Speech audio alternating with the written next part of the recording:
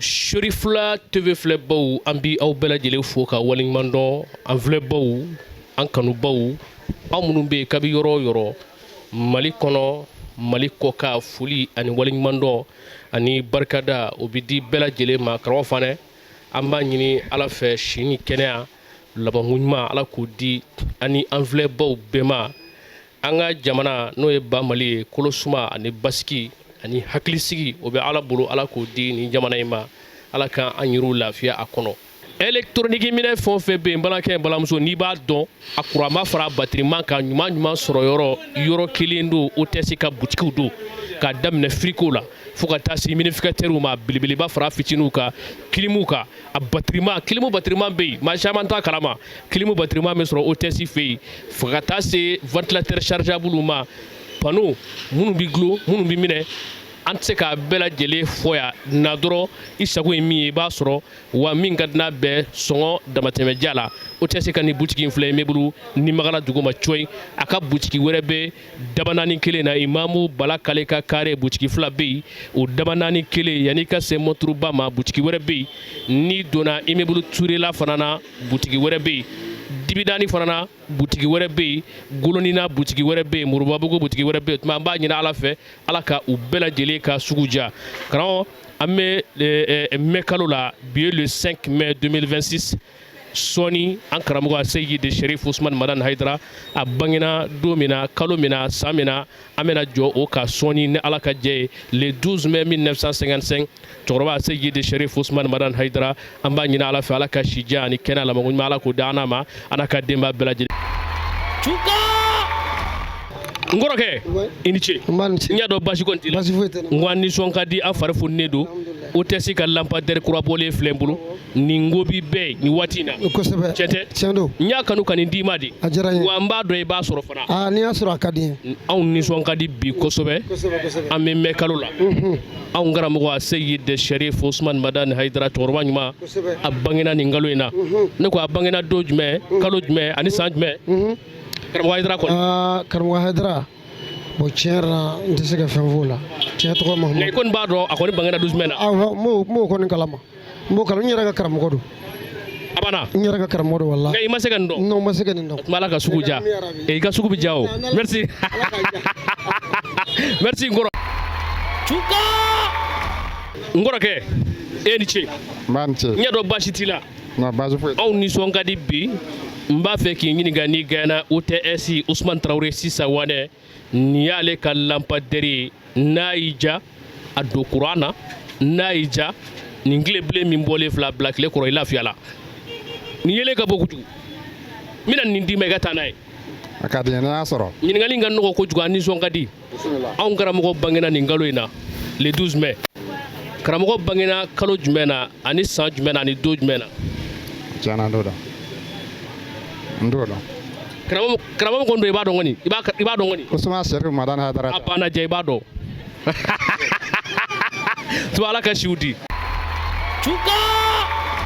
n kɔrɔkɛ i ni ce n y'a dɔn basi kɔni t'i la n b'i ɲininka douane don n'i gagnéna n b'a fɛ ka fɛn de d'i ma min ko b'i ye tiɲɛ tɛ nin ko tɛ yen nin ko bɛ bɛɛ nin wagati a banna nin dibi b'a den na n'i ye hôtesse ka lampadaire in sɔrɔ n'a y'i ja a bila tile kɔrɔ n'a y'i ja a don courant na yelen ka bɔ a si ka ca hôtesse ta don n bɛn'o de d'i ma o bɛ diya n ye n'i y'a sɔrɔ n k'anw nisɔn ka di fo ka s'a dan na anw karamɔgɔ bangena nin kalo in na karamɔgɔ Sherif Usman Madani Hayidara a bangena don jumɛn kalo jumɛn san jumɛn an tɛ mai kalo la le 12 mai 1966 a banna le 12 mai 1966 a y'a sɔrɔ est-ce que a y'a sɔrɔ non a y'a jɛ